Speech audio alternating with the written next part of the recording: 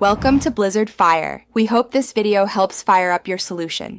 You open an elevated command prompt because chkdsk needs admin rights to repair file system errors.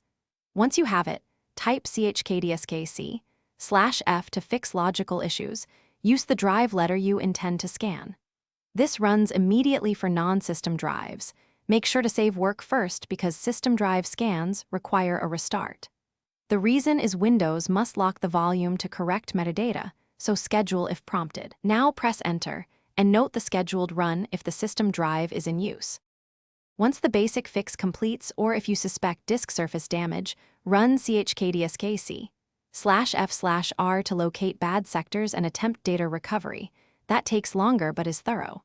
If Windows refuses to lock the volume, add /x to force a dismount. Combining flags automates steps.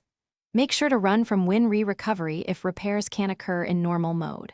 Alternatively, open Drive Properties, Tools, and choose Check for a GUI option that triggers the same backend utilities. You now reboot so chkdsk can run on the locked volume. Let it finish uninterrupted because killing it can worsen issues. Once booted, verify the outcome in Event Viewer. Filter source for WinInit or chkdsk to read the log. If chkdsk stalls or reports unrecoverable errors, make sure to try Safe Mode or a Windows recovery environment run. Then consider vendor disk diagnostics or cloning the drive before further attempts. One key tip: don't overwrite failed drives. Thanks for watching. If you found this helpful, don't forget to like and subscribe.